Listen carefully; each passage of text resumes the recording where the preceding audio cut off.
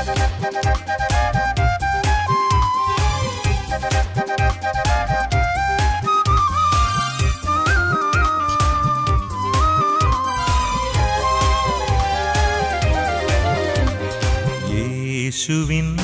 വാഗ്ദാനമേ പാവനാത്മനേ, ജീവൻ നൽകുന്ന ചൈതന്യമേ പരിശുദ്ധാത്മാവേ. യേശുവിൻ വാഗ്ദാനമേ പാവനാത്മനേ, ജീവൻ നൽകുന്ന ചൈതന്യമേ പരിശുദ്ധാത്മാവേ.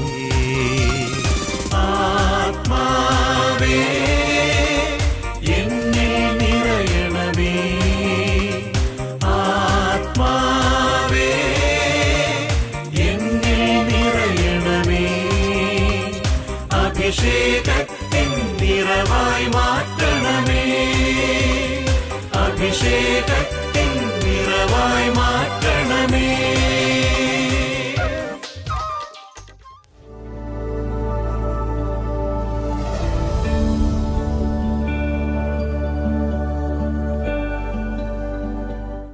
Price the Lord. ക്ഷേമ ഇസ്രായേലിലേക്ക് എല്ലാ മാന്യപ്രേക്ഷകർക്കും സ്വാഗതം. പ്രാർത്ഥനകളും കാഴ്ചകളുമായി ദൈവത്തിനു മുൻപിൽ ഒത്തിരിയേറെ പ്രാവശ്യം അണഞ്ഞിട്ടും ഇനിയും നടക്കാത്ത ചില ആഗ്രഹങ്ങളില്ലേ നമ്മുടെ ജീവിതങ്ങളിൽ? ദൈവത്തിനു മുൻപിൽ മുട്ടുമടക്കിയിട്ടും നിലവിളിച്ച് പ്രാർത്ഥിച്ചിട്ടും എന്തുകൊണ്ടാണ് നമ്മുടെ പ്രാർത്ഥനകൾക്ക് ഉത്തരം ലഭിക്കാതെ പോകുന്നത്? നമ്മുടെ ജീവിതത്തിൽ ദൈവത്തിന് മുൻപിൽ നാം സമർപ്പിക്കുന്ന ആഗ്രഹങ്ങൾ ഇനിയും അവിടത്തേക്ക് സ്വീകാര്യമാകുന്നില്ലെങ്കിൽ അതിനു പിന്നിലെ കാരണം നാം കണ്ടെത്തേണ്ടിയിരിക്കുന്നു. നമ്മുടെ ആഗ്രഹങ്ങൾ ദൈവത്തിന് മുൻപിൽ സ്വീകാര്യമാകുന്നത് എങ്ങനെയെന്നും നമ്മുടെ പ്രാർത്ഥനകൾ സഫലമാകാൻ ഒരു കുറുക്കുവഴിയും പറഞ്ഞു തരികയാണ് ഇന്നത്തെ ക്ഷേമ ഇസ്രായേൽ. ഇന്ന് നമ്മോട് വചനം പങ്കുവയ്ക്കുന്നത് കാരസ്പോയിന്റ് ധ്യാന കേന്ദ്രത്തിലെ ഫാദർ അനീഷ് മുണ്ടിയാനിക്കലാണ്. ഒരു വ്യക്തിയുടെ ജീവിത സാക്ഷ്യത്തിലൂടെ ദൈവവചന ശ്രവണത്തിലേക്ക് നമുക്ക് പ്രവേശിക്കാം.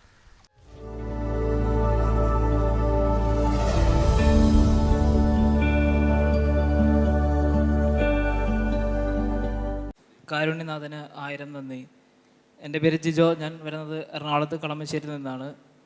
ഞാൻ 2016 മെയ് 21 ഒരു പിതാവാവുകയും എൻ്റെ ഭാര്യ 3 കുഞ്ഞുങ്ങൾക്ക് ജന്മം നൽകുകയും ചെയ്തു.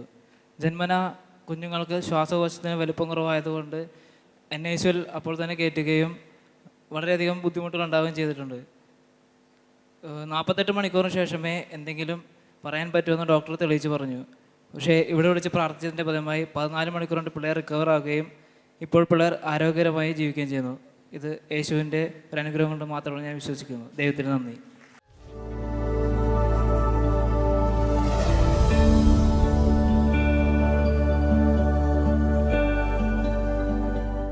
മിശിഹായിലേറ്റ സ്നേഹം നിറഞ്ഞവരെ, ക്ഷമ ഇസ്രായേലിൻ്റെ ഈ എപ്പിസോഡിലേക്ക് ത്രിയേക ദൈവത്തിൻ്റെ നാമത്തിൽ നിങ്ങളെ ഓരോരുത്തരെയും സ്വാഗതം ചെയ്യുന്നു. പ്രിയമുള്ളവരെ, ക്ഷമ ഇസ്രായേൽ പ്രോഗ്രാമിലൂടെ ഈ നാളുകളിൽ ഒരുപാട് അനുഗ്രഹങ്ങൾ പല കുടുംബങ്ങളിലും എത്തിച്ചേർന്നതിനെ ഓർത്ത് ദൈവത്തിന് നന്ദി പറയുകയാണ്. ഇന്ന് ദൈവത്തിൻ്റെ പരിശുദ്ധാത്മാവ് നമുക്ക് ധ്യാനിക്കുവാൻ വേണ്ടി, ചിന്തിക്കുവാൻ വേണ്ടി തരുന്ന വിഷയം 1 യോഹന്നാൻ 5-ാമത്തെ അധ്യായം 14-15 വചനങ്ങളാണ്. വചനം ഇപ്രകാരമാണ്: അവൻ്റെ ഇഷ്ടത്തിനനുസൃതമായി എന്തെങ്കിലും നാം ചോദിച്ചാൽ അവിടുന്ന് നമ്മുടെ പ്രാർത്ഥന കേൾക്കും എന്നതാണ് നമുക്ക് അവനിലുള്ള ഉറപ്പ്. പ്രിയമുള്ളവരെ, ഈ ഉറപ്പ് നൽകുന്നത് ഈശോയുടെ ഏറ്റവും പ്രിയപ്പെട്ട ശിഷ്യനായ യോഹന്നാനാണ്. ഈശോയെയും പരിശുദ്ധ അമ്മയെയും രണ്ടുപേരും രക്ഷാകര ചരിത്രത്തിൽ ദൈവവുമായി ഏറ്റവും അധികം സഹകരിച്ച വ്യക്തികളാണ്. പരിശുദ്ധ അമ്മ ദൈവവുമായി സഹകരിച്ച വ്യക്തിയെങ്കിൽ ദൈവത്തിൻ്റെ പുത്രനായ ഈശോ തന്നെയായ മിശിഹായെ ഏറ്റവും കൂടുതൽ സ്നേഹിക്കുകയും അതുകൊണ്ട് തന്നെ പരിശുദ്ധ അമ്മയുമായിട്ട് ആ സ്നേഹബന്ധം തുടരുകയും തൻ്റെ അമ്മയായി പരിശുദ്ധ അമ്മയെ സ്വീകരിക്കുകയും ചെയ്ത യോഹന്നാൻ ആ യേശുവിൻ്റെ ഹൃദയം മനസ്സിലാക്കി, യേശുവിൻ്റെ ഇഷ്ടം മനസ്സിലാക്കി, യേശുവിൻ്റെ ആഗ്രഹം മനസ്സിലാക്കി നമുക്ക് ഓരോരുത്തർക്കും തൻ്റെ വെളിപ്പെടുത്തലിലൂടെ പരിശുദ്ധാത്മാവിലുള്ള വെളിപ്പെടുത്തലായി നമുക്ക് നൽകുകയാണ്. ഇപ്രകാരം പറയുകയാണ്: അവൻ്റെ ഇഷ്ടത്തിനനുസൃതമായി എന്തെങ്കിലും നാം ചോദിച്ചാൽ അവിടുന്ന് നമ്മുടെ പ്രാർത്ഥന കേൾക്കും എന്നതാണ് നമുക്ക് അവനിലുള്ള ഉറപ്പ്. ഇത് വലിയ ഉറപ്പാണ് എൻ്റെ പ്രിയപ്പെട്ടവരെ. അവൻ്റെ ഇഷ്ടമനുസരിച്ച്, ആരുടെ ഇഷ്ടമനുസരിച്ച്? യേശുവിൻ്റെ ഇഷ്ടമനുസരിച്ച് യോഹന്നാൻ ഈശോയുടെ ഇഷ്ടം വളരെ കൃത്യമായിട്ട് തിരിച്ചറിയുന്ന വ്യക്തിയാണ്. യേശുവിൻ്റെ ഇഷ്ടമനുസരിച്ച് മുന്നോട്ട് പോകുവാനും യേശുവിൻ്റെ ഇഷ്ടത്തിനനുസരിച്ച് ജീവിതത്തെ ക്രമീകരിക്കുവാനും യേശുവിൻ്റെ ഇഷ്ടമനുസരിച്ച് വിളി സ്വീകരിക്കുവാനും യേശുവിൻ്റെ ഇഷ്ടമനുസരിച്ച് പരിശുദ്ധ അമ്മയെ സ്വന്തം ഭവനത്തിൽ സ്വീകരിക്കുവാനും യേശുവിൻ്റെ ഇഷ്ടമനുസരിച്ച് സുവിശേഷത്തിന് വേണ്ടി ബന്ധനസ്ഥരാക്കപ്പെടുവാനും യേശുവിൻ്റെ ഇഷ്ടമനുസരിച്ച് പാത്മോസിലേക്ക് നാടുകടത്തപ്പെടുവാനും യേശുവിൻ്റെ ഇഷ്ടമനുസരിച്ച് മരിക്കാനും തയ്യാറാകുന്ന വ്യക്തിയും ഒപ്പം ദൈവിക വെളിപാടുകൾ വരാനിരിക്കുന്ന കാലത്തെപ്പറ്റിയുള്ള വെളിപാടിൻ്റെ പുസ്തകം എഴുതുവാനുമൊക്കെ പരിശുദ്ധാത്മാവ് സഹായിച്ച വ്യക്തിയാണ് യോഹന്നാൻ. ആ യോഹന്നാൻ പറയുകയാണ്, അവൻ്റെ ഇഷ്ടത്തിനനുസൃതമായി എന്തെങ്കിലും നാം ചോദിച്ചാൽ അവിടുന്ന് നമ്മളെ പ്രാർത്ഥന കേൾക്കും. എൻ്റെ പ്രിയപ്പെട്ടവരെ, പലപ്പോഴും നമ്മുടെ പ്രാർത്ഥനയ്ക്ക് എന്തുകൊണ്ട് ഉത്തരം കിട്ടുന്നില്ല എന്നുള്ള ചോദ്യവുമായി പലരും സമീപിക്കാറുണ്ട്. നാളുകളായി പ്രാർത്ഥിച്ചിട്ടും വർഷങ്ങളായി പ്രാർത്ഥിച്ചിട്ടും ഉത്തരം കിട്ടാത്ത പ്രാർത്ഥനയ്ക്ക് പിന്നിൽ ഒരു പ്രധാനപ്പെട്ട കാരണമുണ്ടാകും. ദൈവത്തിൻ്റെ ഇഷ്ടമനുസരിച്ചാണോ നമ്മൾ പ്രാർത്ഥിക്കുന്നത്? പ്രിയപ്പെട്ടവരെ, നമുക്കൊക്കെ അറിയാം, ചില പ്രകൃതിയുടെ പ്രതിഭാസങ്ങൾ, ചില പ്രത്യേക കാര്യങ്ങൾ, ഓൾറെഡി ലോകത്തിലുള്ള കാര്യങ്ങളൊന്നും മാറ്റിയെടുക്കാൻ നമുക്ക് സാധിക്കില്ല. ഉദാഹരണത്തിന്, നമ്മുടെ വീടിന് മുന്നിൽ കൂടെ ഒഴുകുന്ന ഒരു പുഴ പിറ്റേ ദിവസം വീടിന് പുറകിലൂടെ ഒഴുകണമെന്നൊക്കെ തീരുമാനിച്ചാൽ, അങ്ങനെ പ്രാർത്ഥിച്ചാൽ ആ പ്രാർത്ഥനയ്ക്ക് ഉത്തരം കിട്ടില്ല എന്ന് തിരിച്ചറിയണം. ചിലരുടെയൊക്കെ പ്രാർത്ഥന അപ്രകാരമുള്ള പ്രാർത്ഥനയാണ്. ഒരിക്കലും മാറ്റപ്പെടാനാവാത്ത ചില സത്യങ്ങൾക്ക് വേണ്ടി അത് മാറ്റാൻ വേണ്ടിയുള്ള പ്രാർത്ഥന, അത് ദൈവത്തിൻ്റെ സന്നിധിയിൽ എത്തില്ല എന്നുള്ള കാര്യം 100% ഉറപ്പാണ്. അതുകൊണ്ടാണ് യോഹന്നാൻ ശ്ലീഹ പറയുന്നത്, ദൈവത്തിൻ്റെ ഇഷ്ടമനുസരിച്ചുള്ള പ്രാർത്ഥനയായി മാറണം. അതിന് ദൈവവചനം നമ്മൾ അറിഞ്ഞിരിക്കണം. എന്താണ് ദൈവത്തിൻ്റെ ഇഷ്ടം? സഹനങ്ങളൊക്കെ ദൈവത്തിൻ്റെ ഇഷ്ടമാണ്. ചില രോഗങ്ങൾ ദൈവത്തിൻ്റെ ഇഷ്ടമാണ്. ചില സങ്കടങ്ങൾ ദൈവത്തിൻ്റെ ഇഷ്ടമാണ്. ചില തകർച്ചകൾ ദൈവത്തിൻ്റെ ഇഷ്ടമാണ്. അങ്ങനെ സംഭവിക്കും? നമുക്ക് നോക്കാം. ബൈബിളിൽ നിരവധി ഉദാഹരണങ്ങളുണ്ട്. കാനായിലെ കല്യാണ വിരുന്നിൽ യോഹന്നാൻ്റെ സുവിശേഷം 2-ാമത്തെ അധ്യായത്തിൽ ഇതേ യോഹന്നാൻ തന്നെ വിവരിക്കുകയാണ്. കാനായിലെ വിവാഹ വിരുന്നിൽ കുറവുണ്ടായിരുന്നു. ആ കുറവിൽ യേശുവിൻ്റെ സാന്നിധ്യമുണ്ടായിരുന്നു, പരിശുദ്ധ അമ്മയുടെ സാന്നിധ്യമുണ്ടായിരുന്നു. ആ കുറവ് ദൈവത്തിൻ്റെ ഇഷ്ടം ഉള്ള ഒരു കുറവായിരുന്നു. കാരണം ദൈവത്തിന് പ്രവർത്തിക്കാനുള്ള ഒരിടമായി അത് മാറി. അതുകൊണ്ടാണ് പൗലോസ് ശ്ലീഹ പഠിപ്പിക്കുന്നത്, നിൻ്റെ ബലഹീനതയിലാണ് എൻ്റെ ശക്തി പ്രകടമാകുന്നതെന്ന് പൗലോസ് ശ്ലീഹായോട് കർത്താവായ ദൈവം പരിശുദ്ധാത്മാവ് വഴി അരുളി ചെയ്യുന്നത്. നിൻ്റെ ബലഹീനതയിലാണ് എൻ്റെ ശക്തി പ്രകടമാകുന്നത്. പ്രിയപ്പെട്ടവരെ, പലപ്പോഴും നമ്മൾ തിരിച്ചറിയാതെ നമ്മുടെ കുറവുകൾ കർത്താവിന് മുമ്പിലേക്ക് നിലവിളിച്ചുയർത്തുമ്പോൾ ഒരു കാര്യം ശ്രദ്ധിക്കണമേ, ദൈവത്തിൻ്റെ ഇഷ്ടമനുസരിച്ചാണോ നമ്മൾ പ്രാർത്ഥിക്കുന്നതെന്ന് നമ്മൾ പരിശോധിക്കണം. അതുകൊണ്ട് ദൈവത്തിൻ്റെ ഇഷ്ടത്തിനനുസൃതമായി നാം എന്തെങ്കിലും ചോദിച്ചാൽ അവിടുന്ന് നമ്മുടെ പ്രാർത്ഥന കേൾക്കും എന്നതാണ് നമുക്ക് അവൻ്റെ മേലുള്ള ഉറപ്പ്. തീർച്ചയായിട്ടും സംഭവിച്ചിരിക്കും. പലപ്പോഴും നമ്മൾ നമ്മുടെ പ്രാർത്ഥനകളിൽ ഉൾപ്പെടുത്താൻ മറന്നു പോകുന്നു. എല്ലാ കാര്യങ്ങളും ജീവിതത്തിലൊരു സങ്കടം വരുമ്പോൾ, വേദന വരുമ്പോൾ, ദുഃഖം വരുമ്പോൾ, പ്രയാസങ്ങൾ വരുമ്പോൾ, ബുദ്ധിമുട്ടുകൾ വരുമ്പോൾ തീർച്ചയായിട്ടും ദൈവസന്നിധിയിലേക്ക് നമ്മുടെ പ്രാർത്ഥനകൾ ഉയർത്തണം. പക്ഷേ അത് ദൈവഹിതമാണോ എന്ന് അന്വേഷിക്കണം. അതിന് ദൈവവചനം വ്യക്തമായിട്ട് അറിഞ്ഞിരിക്കണം. ദൈവത്തിൻ്റെ ഇഷ്ടമാണോ എന്നറിയാൻ ദൈവവചനം കൃത്യമായിട്ട് അറിഞ്ഞിരിക്കണം. പലപ്പോഴും പ്രാർത്ഥിക്കാനായിട്ട് ചിലരൊക്കെ കടന്നു വരുമ്പോൾ, ഒരുപാട് പ്രാർത്ഥനകളുമായി കടന്നു വരുമ്പോൾ കുമ്പസാരത്തെക്കുറിച്ചും വിശുദ്ധ കുർബാന സ്വീകരണത്തെക്കുറിച്ചും അതുപോലെ കുടുംബത്തിലെ പ്രാർത്ഥനയുടെ അവസ്ഥയെക്കുറിച്ചും ദൈവകൽപ്പനകൾ അനുസരിക്കുന്നതിൻ്റെ ആ ഒരു സീരിയസ്നെസ്സിനെ കുറിച്ചുമൊക്കെ ചോദിക്കുമ്പോൾ പലപ്പോഴും പലരും പറയാറുണ്ട്, അച്ഛാ അതൊക്കെ ഇല്ല, അതൊന്നുമില്ല, അതൊക്കെ കുറവാണ്. അതാണോ ദൈവത്തിൻ്റെ മാനദണ്ഡം? തീർച്ചയായിട്ടും പ്രിയപ്പെട്ടവരെ, ദൈവവചനത്തിനനുസരിച്ച് ജീവിക്കുന്ന വ്യക്തിയാണ് ദൈവത്തിൻ്റെ ഇഷ്ടമനുസരിച്ച് ചോദിക്കുന്ന വ്യക്തി. ദൈവവചനമനുസരിച്ച് ജീവിച്ചുകൊണ്ട് വേണം പ്രിയമുള്ളവരെ ദൈവസന്നിധിയിലേക്ക് നമ്മുടെ പ്രാർത്ഥനകൾ ഉയർത്താനായിട്ട്. കാനായിലെ കല്യാണ വിരുന്നിൽ യോഹന്നാൻ്റെ സുവിശേഷം 2-ാമത്തെ അധ്യായത്തിൽ നടക്കുന്നത് തന്നെയാണ്. പരിശുദ്ധ അമ്മ ഈശോയോട് വന്ന് പറയുകയാണ്, മോനെ, അവരുടെ വീഞ്ഞ് തീർന്നു പോയി. അത് ലോകത്തിൻ്റെ ഒരു ആവശ്യമാണ്. തീർച്ചയായിട്ടും പരിശുദ്ധ അമ്മ ഒരു നമ്മുടെയൊക്കെ അതേ ഭാവത്തിൽ അതേ രൂപത്തിൽ കടന്നു വരികയാണ്. അവരുടെ വീഞ്ഞ് തീർന്നു പോയി എന്ന് തിരിച്ചറിയുമ്പോൾ തന്നെ അമ്മ അതിനകത്ത് വളരെ വ്യക്തമായിട്ട് ഇടപെടുന്നുണ്ട്. പക്ഷേ ഈശോ പറയുന്ന ഉത്തരം നമുക്ക് വളരെ വ്യക്തമാണ്, എൻ്റെ സമയം ഇനിയും ആയിട്ടില്ല എന്ന് പറഞ്ഞാൽ ദൈവത്തിന് പ്രവർത്തിക്കാനുള്ള സമയമായിട്ടില്ല. വീഞ്ഞ് തീർന്നു പോയി എന്നുള്ളത് സത്യമാണ്. അവരുടെ ആഘോഷത്തിൽ കുറവുണ്ടാകും എന്നുള്ളത് സത്യമാണ്. അവരുടെ ആർഭാടങ്ങളിൽ കുറവുണ്ടാകും എന്നുള്ളത് സത്യമാണ്. അവരുടെ വിവാഹാഘോഷം തകർന്നു പോകുന്നുള്ളത് സത്യമാണ്. എങ്കിലും ദൈവത്തിൻ്റെ സമയം ഇനിയും ആയിട്ടില്ല എന്ന് ഈശോ തന്നെ വെളിപ്പെടുത്തുകയാണ്. പരിശുദ്ധ അമ്മ നമ്മൾ കേട്ട വചനത്തിൻ്റെ അതേ രീതിയിലാണ് പ്രവർത്തിക്കുന്നത്. അവൻ്റെ ഇഷ്ടമനുസരിച്ച് ചോദിക്കാനുള്ള ആ ഒരു പ്രചോദനം പരിശുദ്ധ അമ്മ പറയുകയാണ്. പരിശുദ്ധ അമ്മ യേശുവിനോട് മറുത്തൊന്നും പറയുന്നില്ല, ഒരു വാക്ക് പോലും പറയുന്നില്ല. പകരം അവിടെ കൂടി നിന്ന പരിചാരകരോട് അവൾ പറഞ്ഞു, അവൻ പറയുന്നത് പോലെ ചെയ്യുക. പ്രിയപ്പെട്ടവർ, അതാണ് എല്ലാത്തിൻ്റെയും ഉത്തരം. അവൻ പറയുന്നത് പോലെ ചെയ്യുക. ശരിക്കും പറഞ്ഞാൽ പരിശുദ്ധ അമ്മ പുതിയ നിയമത്തിൻ്റെ താക്കോൽ ആ പരിചാരകർക്ക് കൈമാറുകയാണ്. എന്താണ് പുതിയ നിയമത്തിൻ്റെ താക്കോൽ? പുതിയ നിയമത്തിൻ്റെ താക്കോൽ പഴയ നിയമത്തിൽ സംഭവിക്കാത്ത പല കാര്യങ്ങൾക്കും കാരണം അവൻ പറഞ്ഞതുപോലെ ചെയ്യാത്തതാണ്. തീർച്ചയായിട്ടും ഉൽപ്പത്തി പുസ്തകത്തിലേക്ക് കടന്നു വരിക. ആദവും ഹവ്വയും മനോഹരമായ ഏദൻ തോട്ടം, അവരവിടെ സമൃദ്ധിയിൽ കഴിയുന്നു, സുഖത്തിൽ കഴിയുന്നു, ഒന്നിനും ഒരു കുറവുമില്ല. പക്ഷേ അവർ പിശാചിനാൽ വഞ്ചിക്കപ്പെട്ട് ദൈവം ഭക്ഷിക്കരുത് എന്ന് പറഞ്ഞിരിക്കുന്ന പഴത്തിൽ നിന്നും വൃക്ഷത്തിൽ നിന്നും പഴം ഭക്ഷിച്ചു. അവർ അനുസരണക്കേട് കാണിച്ചു. ദൈവത്തെ അനുസരിക്കേണ്ടതിന് പകരം ദൈവത്തെ ധിക്കരിച്ചു, ദൈവത്തോട് അനുസരണക്കേട് കാണിച്ചു, മറുതലിച്ചു. അങ്ങനെ അവർ സൗഭാഗ്യത്തിൽ നിന്നും പുറത്തായി. എൻ്റെ പ്രിയപ്പെട്ടവരെ, ഇപ്പോൾ പരിശുദ്ധാമ്മ പറയുകയാണ്, അവൻ പറയുന്നത് പോലെ ചെയ്യുക. ഈ അനുസരണക്കേട് ആരംഭിക്കുന്നത് പറുദീസയിൽ നിന്നാണ്. ഈ അനുസരണക്കേട് ആരംഭിക്കുന്നത് ഏദൻ തോട്ടത്തിൽ നിന്നാണ്. ഈ അനുസരണക്കേട് ആരംഭിക്കുന്നത് ആദിമ മനുഷ്യരിൽ നിന്നാണ്. ഇന്നും മനുഷ്യരായ നമുക്കൊക്കെ ഉള്ള ഏറ്റവും പ്രധാനപ്പെട്ട ഒരു പ്രശ്നമാണ് ഈ അനുസരണക്കേട്.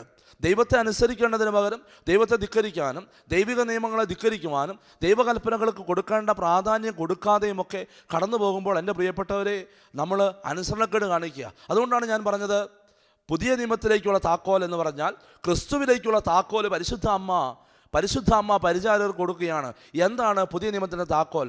അവൻ പറയുന്നത് പോലെ ചെയ്യുക എന്ന് പറഞ്ഞാൽ അവൻ്റെ ഇഷ്ടം എന്തെന്ന് മനസ്സിലാക്കി അതുപോലെ നിങ്ങൾ ചെയ്യുക. അതാണ് അതിൻ്റെ അർത്ഥം. ഇനി ഈശോ, പരിശുദ്ധ അമ്മ ആ സീനിൽ നിന്നും മാറിപ്പോകുന്നു. ഈശോ അവരോട് പറയുന്നു, അവൻ പറയുകയാണ് നിങ്ങൾ വെള്ളം നിറയ്ക്കുവിൻ, ഭരണിയിൽ വെള്ളം നിറയ്ക്കുവിൻ. അവരടുത്ത് കണ്ട സകല ഭരണിയിലും വെള്ളം നിറച്ചു. വലിയ വെള്ളം കൊള്ളുന്ന, ശരിക്കും ശുദ്ധീകരണത്തിന് കാല് കഴുകാനായിട്ട് വെള്ളം വയ്ക്കുന്ന വലിയ ഭരണികളിൽ അവർ വെള്ളം നിറച്ചു. ശരിക്കും വീഞ്ഞു ഭരണിയല്ല, അത് കാല് കഴുകാനുള്ള ശുദ്ധീകരണത്തിനുള്ള വെള്ളം നിറയ്ക്കുന്ന വലിയ ഭരണികളാണ്. അതിൽ നിറയെ അവർ വെള്ളം നിറച്ചു. പ്രിയമുള്ളവരെ, അനുസരണം പ്രധാനപ്പെട്ട കാര്യമാണ്. അവൻ പറയുന്നത് പോലെ ചെയ്യണം. അവൻ പറയുന്നത് പോലെ ചെയ്യുമ്പോഴാണ് അവിടെ അവൻ്റെ കരുണാകടാക്ഷം ഉണ്ടാവുക. അവർ ചെയ്തു. ഭരണി നിറയെ വെള്ളം നിറച്ചു. ശരിക്കും പറഞ്ഞാൽ വിഡ്ഢികളെപ്പോലെ അവർ വെള്ളം നിറച്ചു. അവർ നിറയ്ക്കുന്നത് എന്തിനു വേണ്ടിയാണെന്ന് അവർക്ക് അറിഞ്ഞുകൂടാ. അവർ ചെയ്യുന്ന പ്രവൃത്തി എന്താണെന്ന് അറിഞ്ഞുകൂടാ. പക്ഷേ അക്ഷരം പ്രതി അനുസരിക്കുകയാണ്. പലപ്പോഴും പല കുഞ്ഞുങ്ങളെയും കൊണ്ട് വരുമ്പോൾ മാതാപിതാക്കൾ പറയുന്ന ഒരു പ്രധാനപ്പെട്ട കാര്യം, അച്ഛാ അവൻ അനുസരിക്കുന്നില്ല, അവൾ അനുസരിക്കുന്നില്ല. പലപ്പോഴും മാതാപിതാക്കളായ പലർക്കും അറിയാം, മക്കൾ ആദ്യമൊന്ന് അനുസരിച്ചിട്ട് പിന്നീട് ചോദിച്ചാൽ കുഴപ്പമില്ല, എന്തുകൊണ്ടാണ് അപ്പൻ അങ്ങനെ പറഞ്ഞത്, എന്തുകൊണ്ടാണ് അമ്മ അങ്ങനെ പറയുന്നത്. പ്രിയപ്പെട്ടവരെ, പലപ്പോഴും സെമിനാരി ജീവിതത്തിൽ ഞങ്ങൾ കടന്നു പോകുമ്പോൾ ഞങ്ങളെ വൈദിക പരിശീലന കാലത്ത് പഠിപ്പിക്കാറുണ്ട്, ആദ്യം അനുസരിക്കുക, അതിനുശേഷം എന്തുകൊണ്ടാണെന്ന് പിന്നീട് ചോദിക്കുക. ആദ്യം അനുസരിക്കുക, അതാണ് ഏറ്റവും പ്രധാനപ്പെട്ടത്. ഇവിടെ കാനായിലെ കല്യാണ വീട്ടിൽ നടക്കുന്ന മറ്റൊന്നുമല്ല, ആദ്യം അവരനുസരിക്കാൻ തയ്യാറാവുകയാണ്. കണ്ണും പൂട്ടിയാണ് അവൻ അനുസരിക്കുന്നത്. അതിനകത്ത് യുക്തിയോ ചിന്തയോ ബുദ്ധിയോ ഒന്നും നോക്കുന്നില്ല. ബുദ്ധിപരമായിട്ടോ യുക്തിപരമായിട്ടോ ഒക്കെ ചിന്തിച്ചാൽ ആ കൽഭരണികൾ വെള്ളം നിറയ്ക്കേണ്ട ഒരു കാര്യവുമില്ല. കാരണം ഇത് പറയുന്ന വ്യക്തി ഒരു സാധാരണക്കാരനാണ്, ഒരു തച്ചൻ്റെ മകനാണ്. അതുവരെ അത്ഭുതങ്ങളൊന്നും പ്രവർത്തിച്ചിട്ടില്ല, അവൻ്റെ കൈകളിലൂടെ ഒരു അത്ഭുതവും പ്രവർത്തിച്ചിട്ടില്ല. ആ ഒരു അവസ്ഥയിലാണ് പരിശുദ്ധ അമ്മയുടെ വാക്ക് കേട്ടിട്ട് ഈ ആളുകൾ വെള്ളം നിറയ്ക്കുന്നത്. എൻ്റെ പ്രിയപ്പെട്ടവരെ, അതുകൊണ്ട് ക്രിസ്തുവിലേക്കുള്ള താക്കോൽ, ക്രിസ്തുവിലൂടെ ലഭിക്കുന്ന അനുഗ്രഹങ്ങൾക്കുള്ള താക്കോൽ മറ്റൊന്നുമല്ല, അവൻ പറയുന്നത് പോലെ ചെയ്യുക. ഒരു പക്ഷേ എൻ്റെ പ്രിയപ്പെട്ടവരെ, പഴയ നിയമം മുഴുവൻ കടന്നു പോകുമ്പോൾ നമുക്ക് കാണാൻ സാധിക്കും, എപ്പോഴൊക്കെ ദൈവം പറയുന്നത് ദൈവത്തിൻ്റെ ജനം കേട്ടോ, എപ്പോഴൊക്കെ രാജാക്കന്മാരും പ്രവാചകന്മാരും ദൈവത്തിൻ്റെ സ്വരം ശ്രവിച്ച് അതനുസരിച്ച് പ്രവർത്തിച്ചോ, അവരിലൂടെ അവർക്ക് വേണ്ടി കർത്താവ് പ്രവർത്തിച്ചിട്ടുണ്ട്. അതുകൊണ്ട് കാനായിലെ കല്യാണ വിരുന്നിൽ ഇതാണ് സംഭവിക്കുന്നത്. അപ്പോൾ തന്നെ അവൻ പറഞ്ഞു, ഇനി അത് പകർന്ന് കലവറക്കാരന് കൊടുക്കുക എന്ന് പറഞ്ഞാൽ അത് വീഞ്ഞായി മാറി. അവിടെ മറ്റ് പ്രവൃത്തികളൊന്നുമില്ല. അനുസരണം സംഭവിക്കുമ്പോൾ തന്നെ, അവൻ പറഞ്ഞതുപോലെ അനുസരിക്കുമ്പോൾ എന്ന് പറഞ്ഞാൽ അവൻ്റെ ഇഷ്ടമനുസരിച്ച് അവർ പ്രവർത്തിക്കുന്ന നിമിഷം തന്നെ അവിടെ അത്ഭുതം സംഭവിക്കുക. ഇത് തന്നെയാണ് യോഹന്നാൻ ശ്ലീഹ 1 യോഹന്നാൻ 5:14 നമ്മൾ വായിച്ചു കേട്ടത്. അവൻ്റെ ഇഷ്ടത്തിനനുസൃതമായി എന്തെങ്കിലും നാം ചോദിച്ചാൽ അവിടുന്ന് നമ്മുടെ പ്രാർത്ഥന കേൾക്കും എന്നതാണ് നമുക്ക് അവനുള്ള ഉറപ്പ്. 15-ാമത്തെ വചനം ഇപ്രകാരം പഠിപ്പിക്കുന്നു, നമ്മുടെ അപേക്ഷ അവിടുന്ന് കേൾക്കുന്നു എന്ന് നമുക്കറിയാമെങ്കിൽ നാം ചോദിച്ചത് കിട്ടിക്കഴിഞ്ഞു എന്ന് നമുക്കറിയാം. നമ്മുടെ അപേക്ഷ അവിടുന്ന് കേൾക്കുന്നുവെന്ന് നമുക്കറിയാമെങ്കിൽ നാം ചോദിച്ചത് കിട്ടിക്കഴിഞ്ഞു എന്ന് നമുക്കറിയാം. ഇതാണ് ഇതിൻ്റെ രണ്ടാമത്തെ ഭാഗം എന്ന് പറഞ്ഞാൽ, നമ്മുടെ അപേക്ഷ അവിടുന്ന് കേൾക്കുന്നുണ്ട്. ഇങ്ങനെയുള്ള അപേക്ഷ, അങ്ങനെ അനുസരണത്തോടു കൂടിയുള്ള അപേക്ഷ. അതുകൊണ്ടാണ് പലപ്പോഴും ധ്യാനങ്ങളിലും ശുശ്രൂഷകളിലുമൊക്കെ സംബന്ധിക്കുമ്പോൾ കുമ്പസാരിക്കാനും അനുതപിക്കാനും ചെയ്തു പോയ തെറ്റുകളെക്കുറിച്ച് ഓർത്ത് മാപ്പ് ചോദിക്കാനും ഒക്കെ പറയുന്നത്. കടബാധ്യതയുടെ നടുവിൽ നിൽക്കുന്നവർ, പെടുന്നവർ, ജോലിയുടെ തടസ്സമുള്ളവർ, വിവാഹത്തിന് തടസ്സമുള്ളവർ, മക്കളുണ്ടാകുന്ന തടസ്സമുള്ളവർ, ഏതെങ്കിലും മേഖലയിലൊക്കെ ദൈവത്തിൻ്റെ കൃപയും ദൈവത്തിൻ്റെ അനുഗ്രഹവും കാത്ത് വേഴാമ്പലിനെ പോലെ ഇരിക്കുന്ന ആരെങ്കിലും ഉണ്ടെങ്കിൽ എൻ്റെ പ്രിയപ്പെട്ടവരെ, ആദ്യം അനുതപിക്കുക, അനുസരിക്കുക. രണ്ടാമത് വിശ്വസിക്കുക എന്ന് പറഞ്ഞാൽ അവൻ പ്രാർത്ഥന കേട്ടിട്ടുണ്ടെങ്കിൽ തീർച്ചയായിട്ടും അവൻ അനുഗ്രഹിച്ചിരിക്കും, തീർച്ചയായിട്ടും അനുസരിച്ചിരിക്കും. ഇതാണ് വിശ്വാസം. ചോദിക്കുന്നവ ലഭിക്കുമെന്ന ഉറപ്പ്. അതാണല്ലോ ഹെബ്രായർക്കെഴുതിയ ലേഖനത്തിൽ വചനം പഠിപ്പിക്കുന്നത്, ചോദിക്കുന്നത് ലഭിക്കുമെന്ന ഉറപ്പ്. വീണ്ടും കർത്താവ് പറയുന്നുണ്ട്, നിങ്ങൾ ചോദിക്കുമ്പോൾ ചോദിച്ചത് ലഭിച്ചു കഴിഞ്ഞു എന്ന് വിശ്വസിക്കുക, ലഭിക്കുക തന്നെ ചെയ്യും, വിശ്വസിക്കുക. എൻ്റെ പ്രിയപ്പെട്ടവരെ, ദൈവകൽപ്പന അനുസരിച്ച് അക്ഷരം പ്രതി കർത്താവിൻ്റെ വചനമനുസരിച്ച് മുന്നോട്ട് പോകുന്ന ഒരു വ്യക്തി ചോദിച്ചത് ലഭിച്ചു കഴിഞ്ഞു എന്ന് വിശ്വസിക്കുക. ഒരിക്കലും മനസ്സിൽ നിരാശപ്പെടരുത്, ദുഃഖമുണ്ടാകരുത്, കിട്ടുമോ ഇല്ലയോ എന്നുള്ള സംശയം ഉണ്ടാകരുത്. തീർച്ചയായിട്ടും ലഭിക്കുമെന്ന് വിശ്വസിക്കുക. ഞാൻ വിശുദ്ധിയിലാണ് മുന്നോട്ട് പോകുന്നതെങ്കിൽ, അവനെ അനുസരിച്ചാണ് മുന്നോട്ട് പോകുന്നതെങ്കിൽ തീർച്ചയായിട്ടും ചോദിക്കുക ലഭിക്കുക തന്നെ ചെയ്യും. അതുകൊണ്ടാണ് യോഹന്നാൻ വളരെ ഉറപ്പോടെ പറയുന്നത്, അവൻ്റെ ഇഷ്ടത്തിനനുസൃതമായി എന്തെങ്കിലും ചോദിച്ചാൽ അവിടെ നമ്മുടെ പ്രാർത്ഥന കേൾക്കും. കേൾക്കുക മാത്രമല്ല, നമ്മുടെ അപേക്ഷ അവിടുന്ന് കേൾക്കുമെന്ന് നമുക്കറിയാമെങ്കിൽ നാം ചോദിച്ചത് കിട്ടിക്കഴിഞ്ഞു എന്ന് നമുക്കറിയാം. എൻ്റെ പ്രിയപ്പെട്ടവരെ, ഈ വചനം കേൾക്കുമ്പോൾ, ഈ വചനം ധ്യാനിക്കുമ്പോൾ നമ്മുടെ ഹൃദയത്തിലേക്ക് നമുക്ക് സ്വീകരിക്കാം. എവിടെയൊക്കെയാണ് നമുക്ക് മാറ്റം വരുത്താനുള്ളത്? ഏതൊക്കെ മേഖലകളിൽ നമുക്ക് മാറ്റം വരുത്താനുണ്ട്? പ്രത്യേകിച്ച് നമ്മുടെ കുടുംബജീവിതത്തിൽ, നമ്മുടെ ബിസിനസ്സിൽ, നമ്മുടെ സാഹചര്യത്തിൽ ഒക്കെ ഒരുപാട് ദൈവത്തെ ധിക്കരിച്ച് അനുസരണക്കേട് കാണിക്കുന്നുണ്ടെങ്കിൽ അവൻ്റെ ഇഷ്ടമനുസരിച്ച് ജീവിക്കുന്ന ഒരു ക്രമമൊരുക്കുക, അവൻ്റെ ഇഷ്ടമനുസരിച്ച് ജീവിക്കാൻ തീരുമാനമെടുക്കുക. വചനം വായിക്ക്, കൽപ്പനകൾ അനുസരിക്ക്, എന്നിട്ട് അനുതപിക്കുക. എവിടെയാണ് കുറവുണ്ടായത് കർത്താവിന് മുമ്പിൽ മാപ്പ് ചോദിക്കുക. അതിനുശേഷം ഉറച്ച് വിശ്വസിക്കുക, നിൻ്റെ കർത്താവ് നിനക്ക് വേണ്ടി പ്രവർത്തിക്കും. ഒരിക്കലും മാറി നിൽക്കുന്ന ഒരു ദൈവമല്ല, ഒരിക്കലും മാറ്റം വരുത്താത്ത ഒരു ദൈവമല്ല. പ്രിയപ്പെട്ടവരെ, നമ്മൾ വിശ്വസിക്കുന്ന ദൈവം, ഞാനും നിങ്ങളും വിശ്വസിക്കുന്ന ഏക സത്യ ദൈവം മനുഷ്യൻ്റെ കണ്ണുനീരിന് വിലയിട്ടിരിക്കുന്ന ദൈവമാണ്. നിൻ്റെ കണ്ണുനീർ കണങ്ങൾ ഞാൻ എൻ്റെ കുപ്പിയിൽ ശേഖരിച്ചിരിക്കുന്നുവെന്ന് സങ്കീർത്തകനിലൂടെ പറയുന്ന ദൈവം നിൻ്റെ നിലവിളിക്കും നിൻ്റെ പ്രാർത്ഥനകൾക്കും തീർച്ചയായും ഉത്തരം തരും. കാരണം ദൈവം തീരുമാനത്തിൽ മാറ്റം വരുത്തുന്നവനാണ്. ഒരുപക്ഷേ നിനക്ക് ഇന്ന് അനുഗ്രഹങ്ങൾ കിട്ടുന്നില്ല, ദൈവിക കൃപകൾ കിട്ടുന്നില്ല, ചോർന്നു പോകുന്നു, ദൈവാനുഗ്രഹം കിട്ടുന്നില്ല. പക്ഷേ ദൈവം മാറ്റം വരുത്തും. മാറ്റം വരുത്തുന്നവനാണ് ദൈവം. ബർത്തേമിയോസിൻ്റെ നിലവിളിക്ക് മുമ്പിൽ നിന്നവനാണ് കർത്താവ്.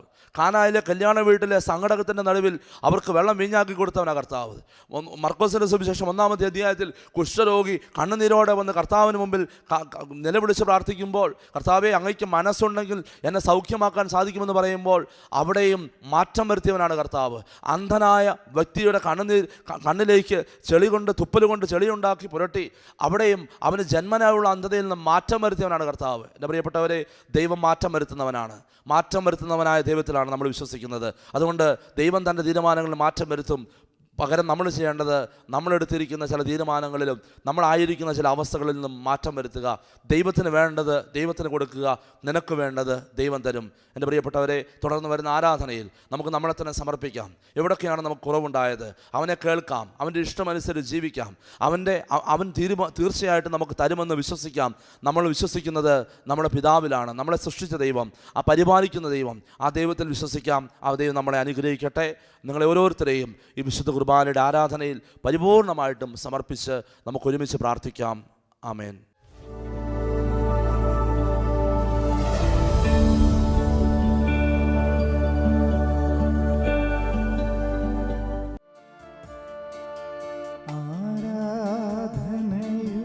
പൊൻചിറകിൽ ആത്മാവിലലിഞ്ഞു ഞാൻ പറന്നുയരും, മാലാഖമാർ ചേർന്നു പാടും ആരാധന ഹല്ലേലൂയ. വിശുദ്ധ സ്നേഹമുള്ളവരെ, ദിവ്യകാരുണ്യനാഥനായ ഈശോ നമ്മുടെ ഇടയിലേക്ക് കടന്നു വന്നിരിക്കുക. ഈശോയുടെ സാന്നിധ്യം നമ്മുടെ കുടുംബങ്ങളിലും നമ്മൾ ആഗ്രഹിക്കുന്ന മേഖലകളിലുമൊക്കെ കടന്നു വരുവാനായിട്ട് നമുക്ക് ആഗ്രഹിച്ച് പ്രാർത്ഥിക്കാം. നമ്മൾ കേട്ട വചനം, അവൻ്റെ ഇഷ്ടത്തിനനുസൃതമായി എന്തെങ്കിലും നാം ചോദിച്ചാൽ അവിടുന്ന് നമ്മുടെ പ്രാർത്ഥന കേൾക്കും എന്നതാണ്. ഈശോയുടെ ഇഷ്ടമനുസരിച്ച് നമുക്ക് ചോദിക്കാം. കർത്താവ് ആഗ്രഹിക്കുന്ന വഴികളിലൂടെ സഞ്ചരിച്ച് നമുക്ക് ചോദിക്കാം. കർത്താവ് ആഗ്രഹിക്കുന്നത് പോലെ പാപങ്ങളെ ഉപേക്ഷിച്ച് നമുക്ക് ചോദിക്കാം. കർത്താവ് ആഗ്രഹിക്കുന്നത് പോലെ നല്ല തീരുമാനങ്ങളെടുത്ത് നമുക്ക് ചോദിക്കാം. വചനം കേട്ടതിൻ്റെ വെളിച്ചത്തിൽ നിൻ്റെ ജീവിതത്തിൽ ദൈവം അനുവദിക്കാത്തതും ദൈവം ഇഷ്ടപ്പെടാത്തതും ദൈവം ആഗ്രഹിക്കാത്തതും ദൈവവചനം കൽപ്പിക്കാത്തതുമായ എല്ലാറ്റിനെയും ഉപേക്ഷിക്കുവാനായിട്ട് തീരുമാനമെടുക്കട്ടെ. ഏതൊക്കെ മേഖലകളാണ് ദൈവം ഇഷ്ടപ്പെടാത്തത്, ദൈവം ആഗ്രഹിക്കാത്തത്? ആ മേഖലകളെ ഒരു നിമിഷം കരങ്ങളിലേക്ക് ഉയർത്തി, ഇരു കരങ്ങളും നിങ്ങൾ ദിവ്യകാരുണ്യത്തിന് നേരെ ഉയർത്തിപ്പിടിച്ചുകൊണ്ട് സ്തുതിച്ച് പ്രാർത്ഥിച്ചുകൊണ്ട് ആ മേഖലകളെ ഉപേക്ഷിച്ച് പ്രാർത്ഥിക്കട്ടെ. ഹല്ലേലൂയ, ഹല്ലേലൂയ, ഹല്ലേലൂയ, ഹല്ലേലൂയ. കർത്താവേ, കാരുണ്യവാനായ ദൈവമേ, ഈ മക്കൾ ഉപേക്ഷിക്കുന്ന കാര്യങ്ങളെ കാണണമേ. അങ്ങേക്ക് ഇഷ്ടമില്ലാത്ത മേഖലകളെ ഉപേക്ഷിക്കുന്നത് സ്വീകരിച്ച് ഈ തീരുമാനങ്ങളെ അനുഗ്രഹിച്ച് ഈ മക്കളെയും ഇവരുടെ കുടുംബത്തെയും അനുഗ്രഹിക്കണമേ. യേശുവേ നന്ദി, യേശുവേ സ്തുതി, യേശുവേ ആരാധന, യേശുവേ മഹത്വം. ഇരു കരങ്ങളും ഹൃദയത്തോട് ചേർത്ത് വയ്ക്കാം. ഒരു നിമിഷം കണ്ണുകളടയ്ക്കാം. കർത്താവ് നമ്മളെ പഠിപ്പിക്കുന്ന കാര്യം പാപം ചെയ്യാത്തവന് അനുഗ്രഹം ലഭിക്കുമെന്നാണ്. പാപത്തിൻ്റെ മേഖലയിലൂടെ കടന്നു പോകുന്ന എല്ലാ മക്കളെയും കർത്താവിൻ്റെ സന്നിധിയിലേക്ക് കർത്താവ് വിളിക്കുന്നുണ്ട്, പാപങ്ങൾ ഉപേക്ഷിക്കാനും അനുഗ്രഹം സ്വന്തമാക്കാനും. അതുകൊണ്ടാണ് കർത്താവ് പറയുന്നത്, കർത്താവിൻ്റെ ഇഷ്ടമനുസരിച്ച് ജീവിക്കണം.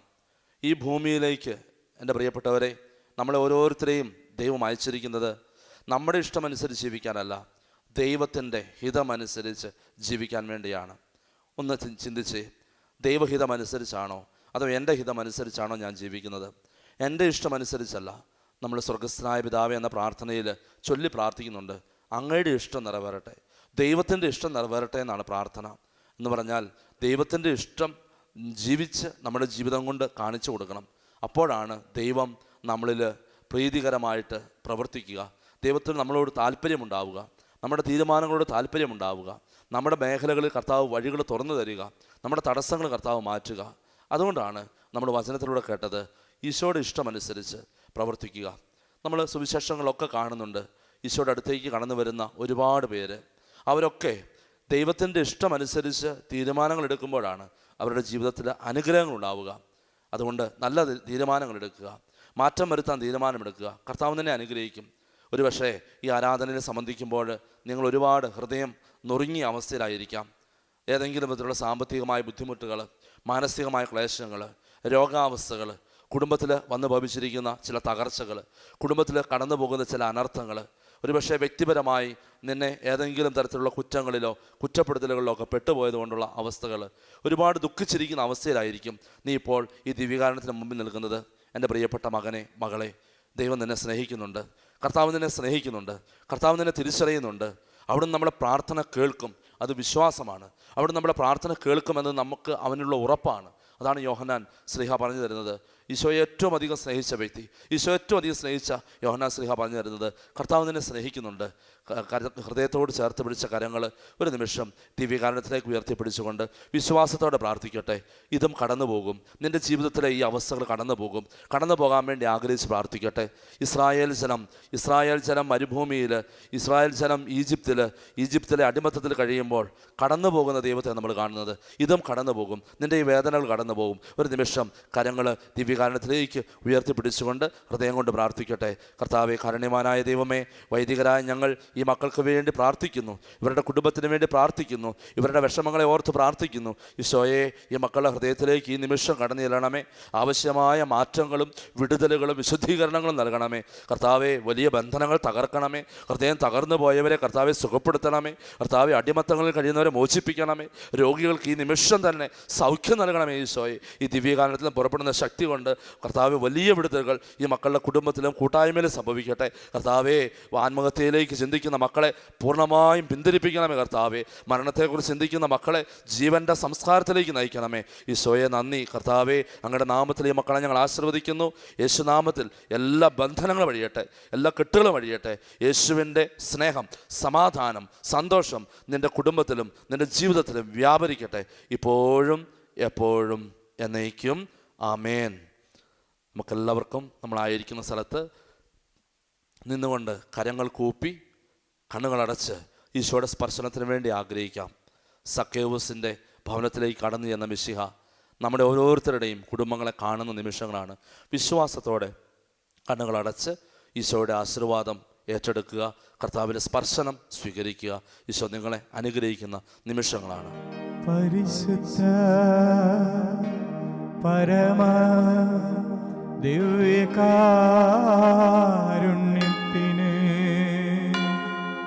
എന്നേരും ആരാധനയും സ്തുതിയും പുകഴ്ചയും ഉണ്ടാകേണമേ.